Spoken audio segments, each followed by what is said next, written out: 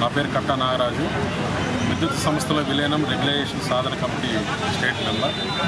ఈరోజు రాష్ట్ర వ్యాప్తంగా విద్యుత్ సంస్థలైనటువంటి ఏపీ జెన్కో, ట్రాన్స్పోర్ట్, డిస్కమ్ కంపెనీల్లో దాదాపు 25 నుంచి 30 సంవత్సరాల సర్వీస్తో 26,000 మంది కార్మికులు అవుట్సోర్సింగ్ విధానంలో మేము పనిచేస్తూ ఉన్నాం.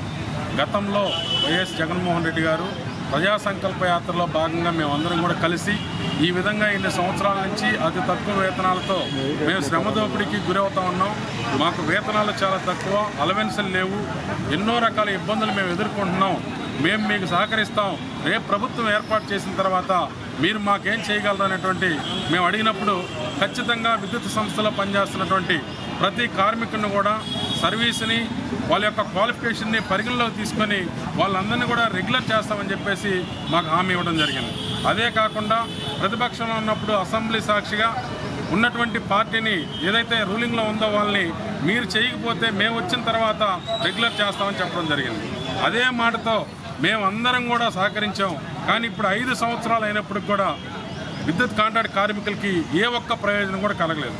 మేము ఒకటే అడుగుతూ ఉన్నాం, యాజమాన్యాన్ని కానీ ప్రభుత్వాన్ని కానీ, ఇన్ని సంవత్సరాలుగా పనిచేస్తున్నటువంటి మేము అవుట్సోర్సింగ్ విధానంలో ఉన్నటువంటి మమ్మల్ని సంస్థలో విలీనం చేసుకొని మినిమం టైం స్కేల్ అమలు చేసి ఆ తదుపరి రెగ్యులర్ చేయాలనేటువంటి ప్రధానమైనటువంటి డిమాండ్స్తో ఈరోజు మేము ఈ యొక్క మహాధరణ కార్యక్రమాన్ని నిర్వహిస్తూ ఉన్నాం.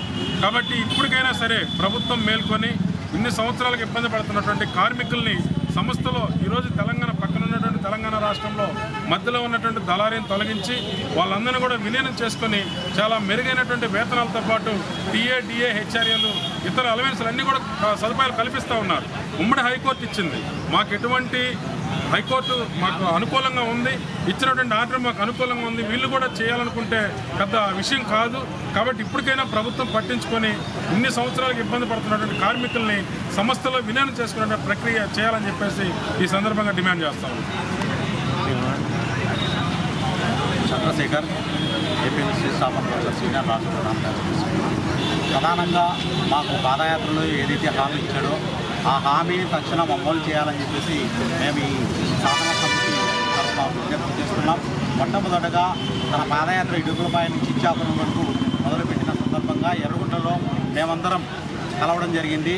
అక్కడ పెద్ద బహిరంగ సభలో మొట్టమొదటిగా మాకు ఇచ్చినటువంటి హామీ ఇక్కడ ఉన్నటువంటి ఆర్టీపీపీ, తర్వాత ఆర్టీసీ, అంగన్వాడీ, ఆశా వర్కర్లందరినీ క్రమబద్ధీకరిస్తానని చెప్పేసి మొట్టమొదటి హామీ ఇవ్వడం జరిగింది. ఆ హామీ నేటి వరకు 5 సంవత్సరాలు గడుస్తున్నా కూడా అమలు చేయకపోవడం చాలా దుర్మార్గం, విచారకరం. కాబట్టి ముఖ్యమంత్రి గారు తక్షణం స్పందించి మీరు ఏదైతే ఇచ్చారో మాట తప్పు మడమ తిప్పన ఉన్నటువంటి మీ హామీని ఏదైతే ఉందో ఆ హామీని తక్షణం అమలు చేయాలని చెప్పేసి మేము రాష్ట్ర వ్యాప్తంగా ఉన్నటువంటి విద్యుత్ కాంట్రాక్ట్ కార్మికులందరం కోరుతున్నాము. రాబోయే ఎలక్షన్లలో కూడా మీకు ఏమాత్రం చిత్తశుద్ధి ఉన్నా కూడా మా యొక్క హామీని అమలు చేయకపోతే రాష్ట్ర వ్యాప్తంగా ఉన్నటువంటి 24,000 మంది కాంట్రాక్ట్ కార్మికులు ఇంటింటికి ప్రచారం చేసి మీ మీద వ్యతిరేక ప్రచారం చేస్తామని చెప్పేసి కూడా